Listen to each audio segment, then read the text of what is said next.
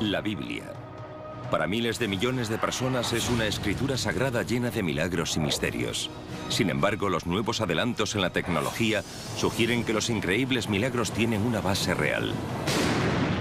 ¿Puede la ciencia revelar la verdad que se esconde tras los mayores misterios de la Biblia? Los secretos de la Biblia, los evangelios apócrifos. En el invierno de 1886, arqueólogos franceses excavan en busca de objetos en la sección cristiana de un cementerio del Alto Egipto. De repente realizan un descubrimiento que hace temblar el corazón de la historia cristiana. Lo que desentierran es la tumba por largo tiempo olvidada de un monje enterrado en el siglo VIII. Pero el verdadero hallazgo es lo que el monje se lleva con él al otro mundo. Por lo visto, los que enterraron al monje cogieron un librito de papiro y lo pusieron con el monje para que pudiera irse a la otra vida con uno de sus libros favoritos. No contiene los evangelios de Mateo, Marcos, Lucas y Juan, sino que contiene el de Pedro. Por lo visto, el libro es un evangelio auténtico, un relato de primera mano de la vida de Jesús, aunque en el texto se afirma que quien lo ha escrito es el apóstol Pedro. Durante cerca de 2000 años, todo lo que los cristianos han sabido sobre Jesús venía de los evangelios de la Biblia cristiana, los relatos de Mateo, Marcos, Lucas y Juan. ¿Podría ser este un auténtico relato perdido de la vida de Jesús escrito por Simón Pedro, el que fuera seleccionado como líder de los apóstoles? El descubrimiento causó conmoción en el academicismo bíblico y siguió a medida que nuevos evangelios apócrifos, aparecían en numerosas excavaciones. El Evangelio de Tomás, el Evangelio de María Magdalena e incluso el Evangelio de Judas. Su hallazgo reveló alarmantes y polémicas historias sobre Jesús que fueron suprimidas por la Iglesia primitiva. El Evangelio de Pedro asegura revelar los hechos de la resurrección de Jesús. El de María Magdalena dice que ella quizá fuera la verdadera líder de la Iglesia cristiana.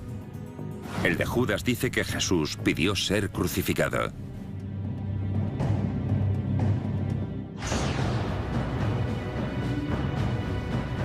¿Fueron prohibidos estos evangelios, relatos de primera mano sobre la vida y muerte de Jesús? Si lo fueron, ¿por qué desaparecieron? Mediante la aplicación de tecnología punta como el microscopio de electrones, la prueba del carbono 14, la paleografía y los últimos avances en arqueología, los expertos examinarán los evangelios apócrifos para determinar su edad, su origen y si contienen verdades olvidadas de la mayor fe del mundo.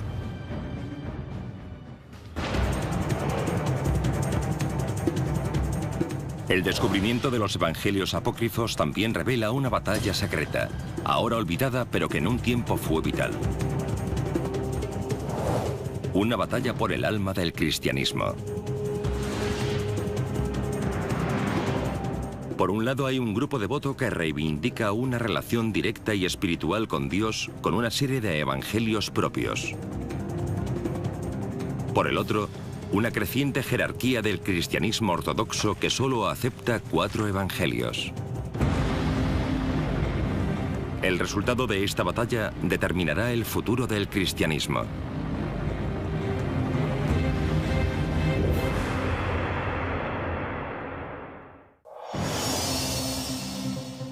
Pero en los albores de la fe, no había ni evangelios ni Biblia cristiana. El cristianismo comienza en torno al año 30 después de Cristo, con un grupo de judíos que siguen las enseñanzas de Jesús de Nazaret. Contamos la historia a través de historias y así nació el movimiento en torno a Jesús. Los que rodeaban a Jesús, los pobres, los marginados, seguramente no supieran leer ni escribir, por lo tanto hacían lo que todos hacían: contar historias. Seguramente las personas hablaban entre ellas. ¿Conoces a Jesús? ¿Qué dijo cuando lo conociste? ¿Estabas cuando pasó caminando por la calle? ¿Recuerdas la historia? Lo que he oído es esto. Pasaron décadas antes de que se escribieran las historias de Jesús. Los estudiosos creen que el primer evangelio, el de Marcos, se escribió en torno al 70 después de Cristo, 40 años después de la muerte de Jesús. Pero este no era el único evangelio. En torno al año 200 después de Cristo no solo había los 4 evangelios, sino que puede que hubiera hasta 50. Con títulos como el Evangelio de Felipe, el de los Hebreos o el Apocalipsis de Pedro. Escritores antiguos mencionaron algunos de estos libros, pero estos evangelios estuvieron desaparecidos hasta fechas recientes. ¿Qué pasó con ellos? ¿Y por qué hoy en día solo hay 4 evangelios? La respuesta no tiene tanto que ver con la fe como con la política. La Biblia no cayó del cielo, sino que fue consensuada por pensadores cristianos que representaban un punto de vista particular. Lo sorprendente es que la Biblia cristiana, tal como la conocemos, no apareció realmente hasta pasados 300 años de la muerte de Jesús. Y el hombre que decidió su contenido tenía unas poderosas prioridades que poco tenían que ver con la religión.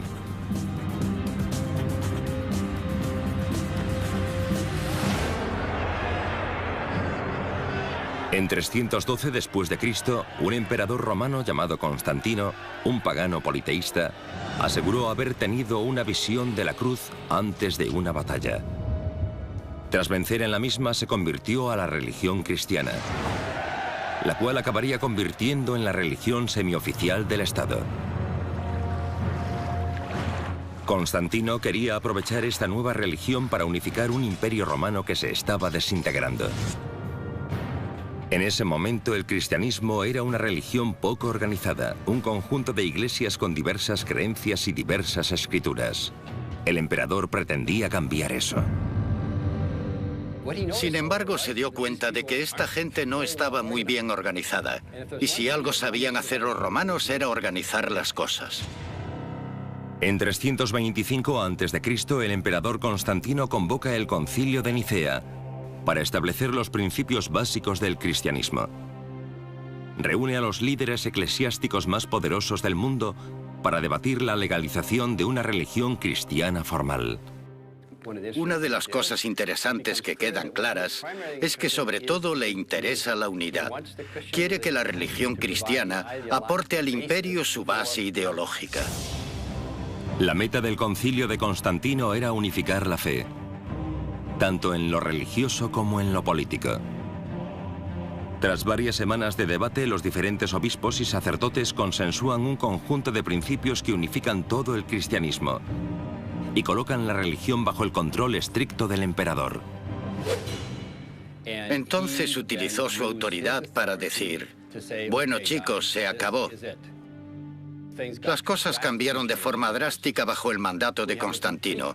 Se produce una redefinición de cómo se va a entender a Dios. Dios es ahora el protector del Estado, que busca utilizar la religión para sus propios fines, para unificarlo todo, porque con mucha disensión no se puede gobernar. Constantino también unificó los evangelios cristianos y los limitó a los que él consideraba apropiados para la religión estatal. Aunque el Concilio de Nicea no estableció oficialmente el contenido de la Biblia cristiana, Constantino dejó claro cuáles eran los evangelios para él aceptables. Encargó la creación de 50 copias de la Biblia cristiana que contenían únicamente los evangelios de Mateo, Marcos, Lucas y Juan. ¿Qué pasó con los demás evangelios? En 382 después de Cristo, otro concilio eclesiástico prohibió su lectura a los cristianos. Bajo el reinado del emperador Teodosio, todos los demás evangelios fueron considerados heréticos y fueron prohibidos y enterrados. Se arrestó a sus propietarios y en ocasiones se les mató. Había muchos otros textos que muchos cristianos auténticos y creyentes amaban y que debieron de leerse durante mucho tiempo, hasta que salieron los obispos y dijeron: no debéis leer esto, sino que debéis leer esto otro. ¿Qué contenían estos evangelios apócrifos? ¿Qué los hacía tan amenazadores para tener que ser prohibidos o destruidos? Nadie lo supo durante casi 2000 años. Pero el Evangelio de Pedro apareció en el desierto egipcio en 1886. Otros asombrosos descubrimientos tuvieron lugar en el siglo XX. Los Evangelios de Tomás, de María Magdalena y de Judas. Estos evangelios apócrifos ofrecen una visión muy diferente de Jesús. Un enfoque distinto de la espiritualidad. Y una versión perdida del cristianismo que antaño llegó a amenazar la mismísima fundación de la propia fe.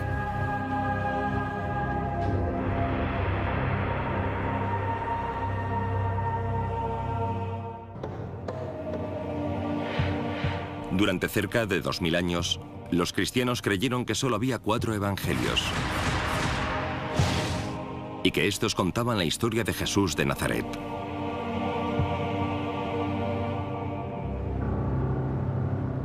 En 1886, el Evangelio apócrifo de Pedro fue el primero descubierto en siglos, lo cual sugería la existencia de una historia secreta de escrituras prohibidas. En 1945, un notable descubrimiento desenterró una voluminosa colección de evangelios apócrifos que cambió para siempre la historia del cristianismo. En Egipto, cerca de una ciudad llamada Nag Hammadi, un campesino y sus compañeros encontraron una vasija de arcilla sellada, con un valioso contenido de 1800 años. La vasija contenía 52 textos diferentes, con títulos como los Hechos de Pedro, el Apocalipsis de Santiago y el Evangelio de Tomás. Estos eran auténticos evangelios apócrifos, mencionados por escritores antiguos, pero aparentemente enterrados después de que el emperador Constantino se consolidara en el poder en 325 después de Cristo. Hasta ahora habían permanecido en el terreno de la leyenda. Y quizá la más sorprendente de todas ellas fuera el Evangelio de Tomás. El Evangelio de Tomás es un documento fascinante. Se tradujo del griego al copto y contiene palabras de Jesús. Muchas de las cosas que contiene el Evangelio de Tomás se encuentran también en el Nuevo Testamento, con la salvedad de que el Evangelio de Tomás es un evangelio gnóstico. Los gnósticos eran una secta de los albores del cristianismo que ponía mucho énfasis en el misticismo y disentía de muchos de los preceptos de la incipiente jerarquía cristiana.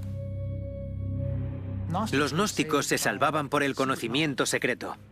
Eras un verdadero seguidor de Jesús si entendías ese conocimiento. Gnosis es una palabra griega que significa conocimiento y gnóstico significa el que sabe. Eran esencialmente místicos en muchos sentidos. Y si podían encontrar la paz de Dios en su interior, la verdadera humanidad en su interior, ¿para qué necesitaban tener sacerdotes u obispos? Podían hacer las cosas a su manera. En el Evangelio de Tomás, Jesús parece transmitir un extraño mensaje, una enseñanza secreta que es muy diferente de la que ofrecen los evangelios tradicionales. Estos enseñan que Jesús es el único Hijo de Dios. El Evangelio de Tomás sugiere que todos podemos convertirnos en hijos de Dios. Dice, cuando os conozcáis a vosotros mismos, seréis conocidos y entenderéis que sois hijos del Padre. En otras palabras, si a Jesús se le puede considerar hijo de Dios, también todos nosotros somos hijos e hijas de Dios. Jesús no tiene nada que los demás no podamos tener. Podemos tener el mismo tipo de relación con lo divino, el mismo tipo de unidad con Dios. El Evangelio de Tomás predica la conexión personal con Dios sin necesidad de iglesias organizadas, sacerdotes ni obispos. Muchos sacerdotes y obispos se sintieron ofendidos por los gnósticos, que iban a la suya, que tenían línea directa, que usaban el teléfono rojo con la divinidad. Esto no cayó bien entre las autoridades eclesiásticas. Puede que esa sea la razón por la que el Evangelio de Tomás fue considerado herético. La independencia de las creencias gnósticas socava la jerarquía eclesiástica. Los gnósticos creen que sus propios evangelios son tan válidos, si no más, que los de Mateo, Marcos, Lucas y Juan. En el caso del Evangelio de Tomás, puede que tuvieran razón. Cuando estos evangelios gnósticos fueron descubiertos en 1945, surgió un problema perturbador. Resultó que el Evangelio apócrifo de Tomás podía ser más antiguo que los de Mateo, Marcos, Lucas y Juan. Hay un debate entre los estudiosos en lo concerniente a la fecha del Evangelio de Tomás. Lo que sí sabemos es que tenemos papiros muy antiguos en griego del Evangelio de Tomás. Y parece que ciertas partes de dicho evangelio son de épocas muy tempranas. De hecho, hay partes que puede que daten de los primeros días de la Iglesia. Muchos estudiosos creen que los 4 evangelios clásicos se escribieron una generación después de la muerte de Jesús, entre 40 y 60 años después de que se produjeran los hechos. Pero el material del Evangelio de Tomás puede ser más antiguo, viendo lo simple de su contenido. La diferencia entre el Evangelio de Tomás y el Nuevo Testamento es que el de Tomás solo contiene las palabras de Jesús. No hay milagros, no hay ninguna historia sobre Jesús. El hecho de que el Evangelio sea solo una colección de las palabras de Jesús puede sugerir que es más antiguo y que los elementos narrativos e históricos de los demás son añadidos posteriores.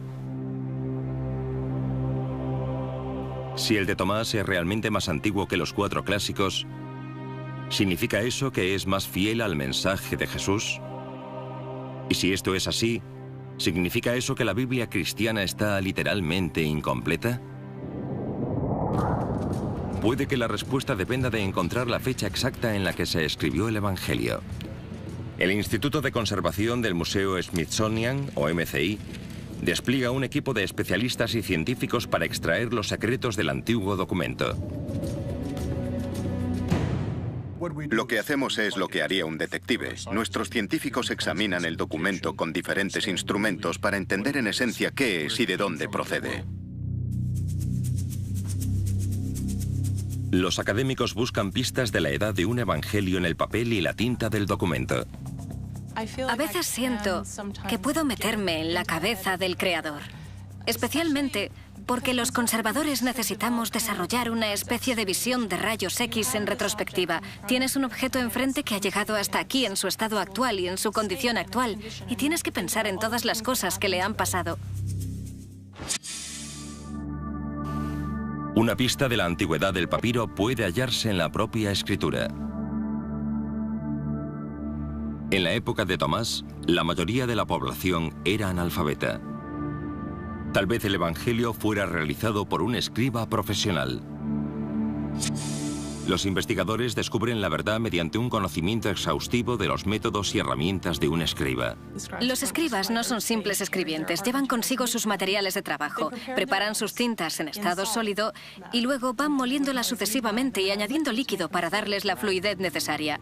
Es de esperar que haya una cierta variabilidad en el tamaño de las partículas. Y algo muy pero que muy perfecto y muy pero que muy puro y muy uniforme podría ser una señal de que se trata de un material más moderno. Vale, retrocede y sube. Al observar detenidamente el Evangelio de Tomás, se concluye que no era una obra moderna, pero se sigue sin saber la antigüedad exacta del Evangelio. A este se le practicó la prueba del carbono 14. Sus páginas revelaron que la copia databa aproximadamente de entre el siglo IV y V después de Cristo. Las copias más antiguas de Mateo, Marcos, Lucas y Juan son aproximadamente de la misma época. Pero se cree que deben de ser copias de textos mucho más antiguos, ya que hay referencias escritas a ellos que datan de 150 después de Cristo. La antigüedad exacta del Evangelio de Tomás sigue siendo esquiva y polémica. ¿Es más antiguo y más exacto que los de Mateo, Marcos, Lucas y Juan? Hasta que se encuentre una copia más antigua, la pregunta sigue siendo un misterio. Pero sea cual sea, la edad del Evangelio revela una batalla entre dos sectores dentro del cristianismo. La iglesia tradicional tenía de su lado a Mateo, Marcos, Lucas y Juan. Pero los gnósticos aseguraban contar con el apoyo de la mismísima María Magdalena.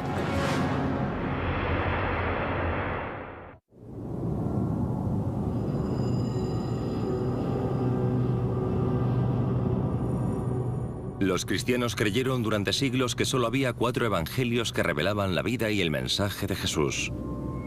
Pero esa idea cambió a finales del siglo XIX, con el descubrimiento del primero de los evangelios apócrifos. De entre estas escrituras olvidadas, una de las más convincentes se descubrió en Egipto en 1896. Un evangelio con un autor muy sorprendente. Es un evangelio escrito en nombre de una mujer. Y no cualquier mujer, sino aparentemente María Magdalena. María Magdalena es una discípula muy querida por Jesús. Forma parte de su círculo más cercano.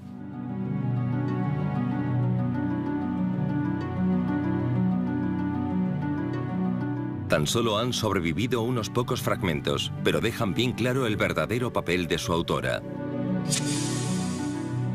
Si el Evangelio de María Magdalena es auténtico, significa que las mujeres fueron tiempo A, poderosas líderes de la Iglesia cristiana, y que María Magdalena no fue una prostituta reformada, sino la líder de los apóstoles. En una religión dominada por los hombres durante siglos, significa que el Evangelio más importante se escribió en nombre de una mujer. El Evangelio de María Magdalena detalla las enseñanzas secretas que Jesús le cuenta únicamente a ella. Son secretos sobre la vida, la muerte y el cielo. En este Evangelio, Jesús le revela a María Magdalena ciertas cosas sobre la vida en el más allá expresadas en términos típicamente gnósticos. La vida eterna es descrita en los evangelios clásicos como un paraíso lleno de alegría. Pero en el de María Magdalena, la vida eterna implica un extraño viaje del alma tras la muerte, en el cual la persona muerta encuentra seres angelicales y demoníacos en su camino hacia el cielo. Jesús le revela únicamente a ella este viaje secreto del alma.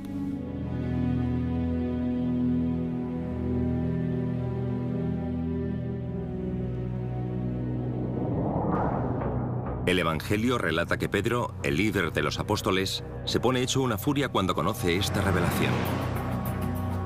Pedro dice, ¿de verdad habló él con una mujer sin que lo supiéramos? ¿Tenemos que cambiarlo todo para escucharla a ella? ¿La prefería él a nosotros? En el Evangelio los apóstoles hacen caso omiso de la denuncia de Pedro y apoyan a María Magdalena diciendo, si el Salvador la consideró digna, ¿quién eres tú para rechazarla? Lo significativo es que había una especie de vínculo espiritual, que a María Magdalena se la consideraba una persona perspicaz, una líder. Alguien con la capacidad de motivar a los demás, y que ese era su verdadero don. Ella entendía el pensamiento de Jesús y era capaz de comunicarlo. Este es un evangelio que ofrece una perspectiva muy diferente de cuál es el mensaje de Jesús y que presenta a María Magdalena como la única que entiende esa perspectiva de un modo que los demás apóstoles no entienden. ¿Pero es este texto un verdadero evangelio? ¿El testimonio de María Magdalena? De ser así, podría cambiar la historia del cristianismo y revolucionar el papel de la mujer en la Iglesia cristiana. La clave reside en la antigüedad del Evangelio. ¿Es más antiguo que los 4 evangelios clásicos? ¿Podría haberlo escrito la mismísima María Magdalena?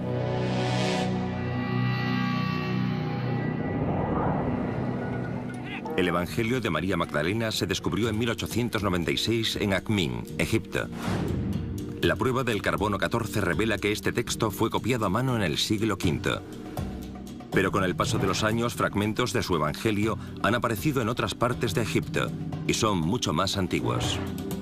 Los últimos avances tecnológicos pueden ayudar a clarificar la antigüedad exacta de incluso fragmentos minúsculos de un texto antiguo. El uso de un microscopio en 3 dimensiones permite a los científicos centrarse en los detalles que ofrecen pistas sobre su antigüedad. A este nivel de detalle, una muestra moderna de papiro no se parece para nada a un texto antiguo. Si esto tuviera 2000 años de antigüedad, la superficie no estaría tan brillante. Sería más mate porque las fibras estarían desgastadas y crearían una especie de pelusa en la superficie, casi como una gamuza. Este tipo de pruebas aporta una fecha muy precisa para los fragmentos más antiguos del Evangelio de María Magdalena. Se escribieron aproximadamente en 200 después de Cristo. El lenguaje y el vocabulario también sugieren que se escribió en el siglo II y no en tiempos de Jesús. Por tanto, es muy improbable que María Magdalena escribiera el Evangelio que lleva su nombre. La mayor parte de los estudiosos creen que lo creó en el siglo II una cristiana gnóstica que quería reflejar la autoridad de la apóstol. Desconocemos quién fue el autor, pero es fácil imaginar que detrás hay una voz femenina y que se ofrece una perspectiva femenina. Y puede que suponga el escuchar por fin una voz sofocada en los demás evangelios. Lo que quizás sea más importante es que el Evangelio de María Magdalena revela una lucha de poder por el papel de la mujer en los albores de la Iglesia. La idea del liderazgo de las mujeres es un tema de estudio interesante en la historia del cristianismo. El Evangelio de María Magdalena da testimonio de eso. El hecho de que María Magdalena sea mujer y líder es un concepto revolucionario en los albores de la Iglesia. El hecho de que pueda haber un evangelio de María Magdalena indica que es verdad que había gente, como los gnósticos, mucho más abiertos a la inclusión de las mujeres como miembros de pleno derecho de la comunidad. De hecho, algunas de las personas de la emergente Iglesia Ortodoxa se quejaron al respecto. ¿Queréis decir que hay mujeres que administran los sacramentos? ¿Que hay mujeres ordenadas entre los gnósticos? ¡Qué vergüenza! Pero a los gnósticos no les da vergüenza. Por tanto, que haya un texto como el Evangelio de María Magdalena concuerda perfectamente con el punto de vista gnóstico. En 1886, arqueólogos franceses que trabajaban en Egipto desenterraron una antigua tumba cristiana con un tesoro extraordinario. Las manos de un monje del siglo VIII aferraban el libro llamado Evangelio de Pedro. Fue uno de los primeros evangelios apócrifos que se descubrieron. ¿Podría ser un auténtico relato apócrifo de la vida de Jesús escrito por Simón Pedro, el que fuera líder de los apóstoles? De ser así, cambiaría la historia del cristianismo, puesto que el Evangelio de Pedro nos cuenta una versión muy diferente de la vida de Jesús. Lo que tenemos es algo muy valioso y muy emocionante. Es una historia temprana, pero alternativa. En el Evangelio de Pedro, los romanos son sorprendentemente compasivos.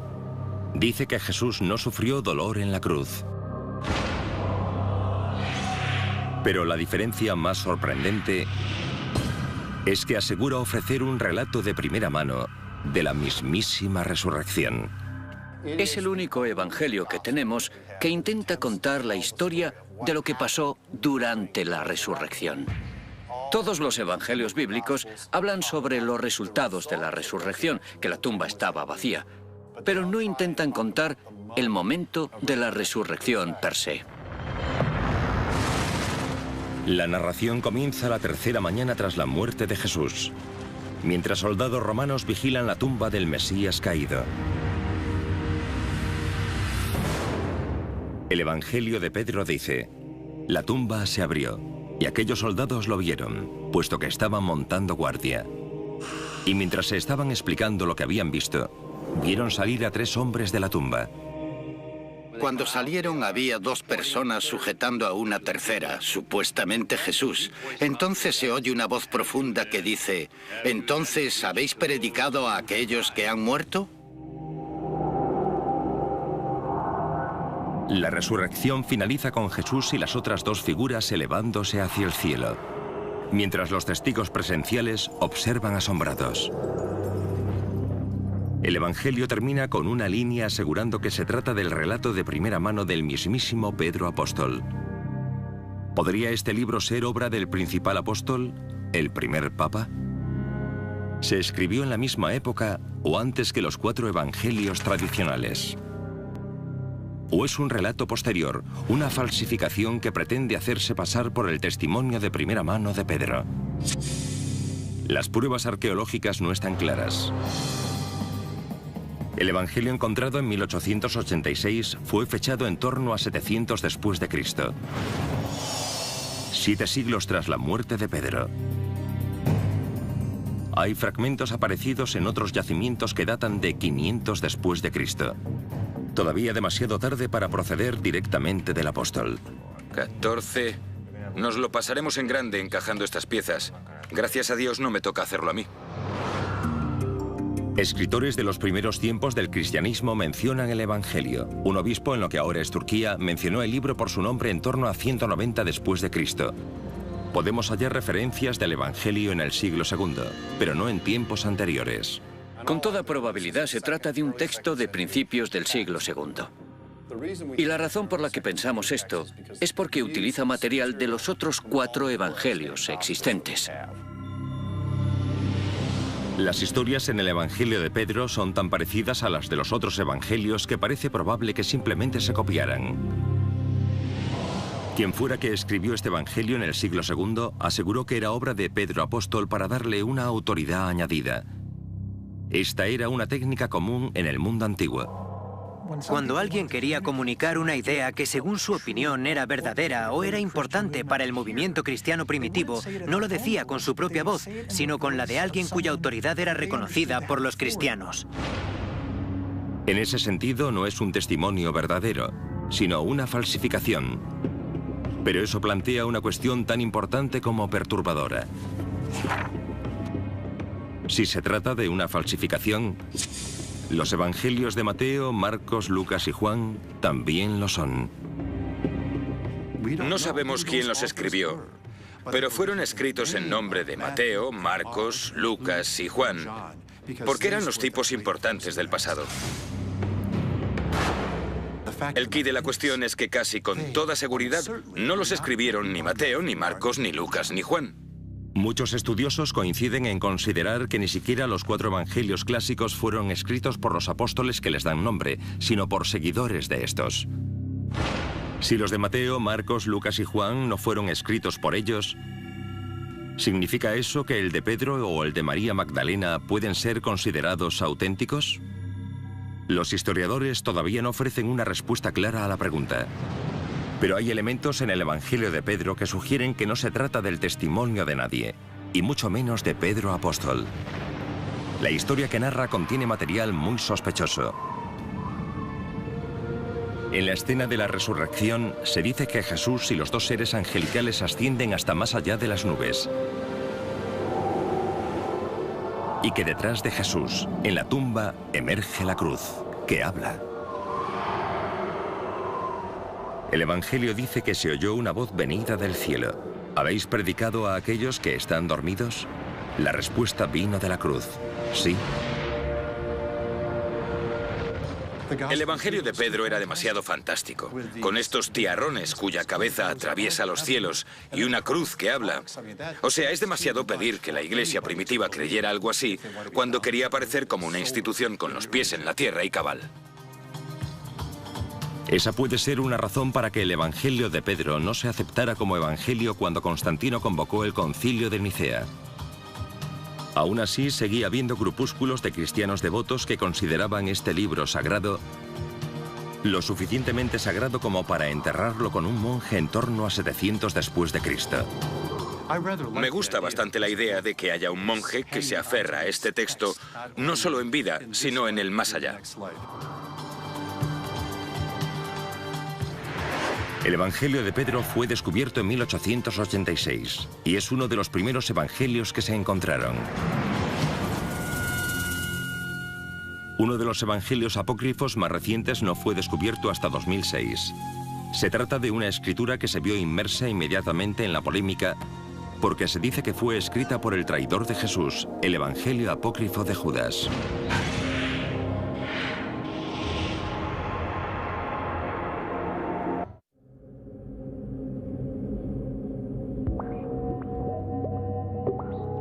El descubrimiento de los evangelios apócrifos en el siglo XX cambió nuestra manera de entender la historia cristiana. Pero otro descubierto recientemente pone en cuestión los principios básicos de las creencias tradicionales cristianas. En 2000, un documento en papiro es recuperado de un marchante egipcio de antigüedades.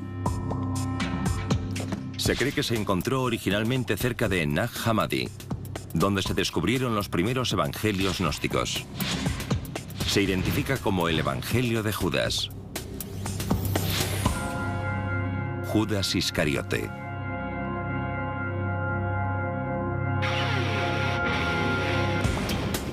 Cuando se publicó se le dio mucho bombo a la idea de que Judas era un héroe, que pasaba de ser el traidor de Jesús, como aparece en los evangelios bíblicos, a ser elevado a los cielos porque simplemente ejecutó la voluntad de Dios. En la versión tradicional cristiana de la crucifixión, Judas entrega a Jesús a los romanos y es despreciado como un villano. Pero en este evangelio la historia de traición da un giro para convertirse en una historia de sacrificio personal. Jesús reconoce a Judas como el más sabio de los apóstoles. Todo trata de la relación entre Jesús y Judas. A Judas se le considera un discípulo muy especial. Es él quien recibe la iluminación y el que parece tener una comprensión más perspicaz sobre quién es Jesús. Jesús dice que Judas entregará solo su cuerpo físico a los romanos.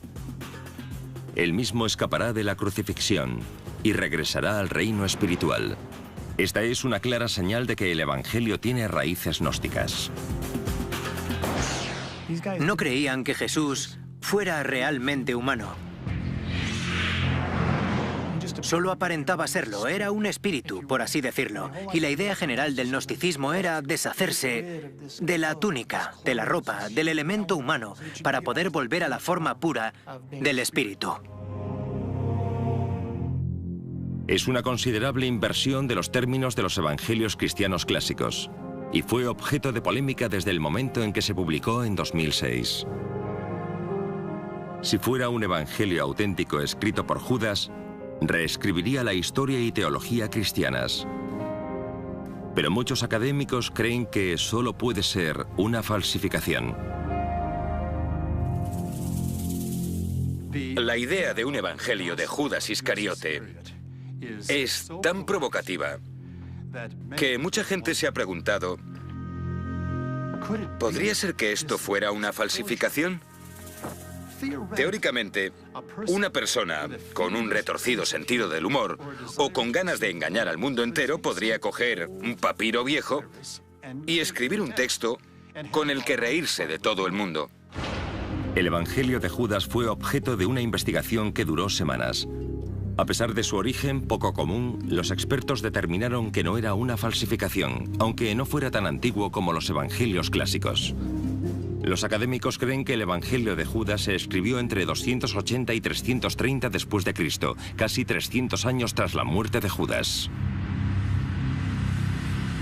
No es claramente un testimonio de primera mano, y se escribió más tarde que los 4 evangelios clásicos, que datan del siglo II. Pero su mera creación pone de relieve el creciente conflicto entre los gnósticos y la Iglesia tradicional en torno a 300 después de Cristo. Uno escribe este evangelio y lo atribuye a Judas porque es un modo de conseguir que la gente cambie su opinión sobre todos los personajes. Se cambian todas las reglas del juego. Se pone todo patas arriba para denostar un poco a los apóstoles y ensalzar de algún modo a Judas. Con eso reconfiguras la comprensión del mundo, porque el evangelio de Judas critica duramente la iglesia surgida de las normas apostólicas.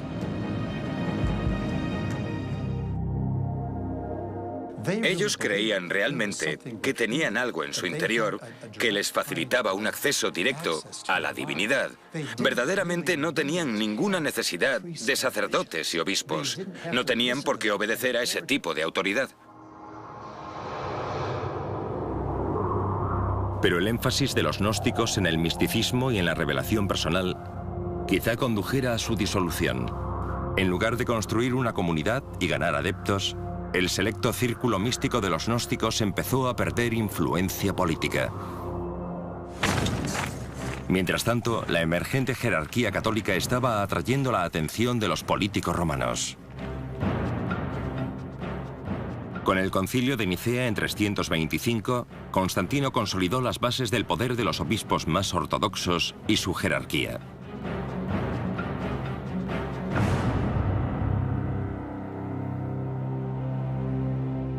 Los 4 evangelios de Mateo, Marcos, Lucas y Juan quedaban incluidos.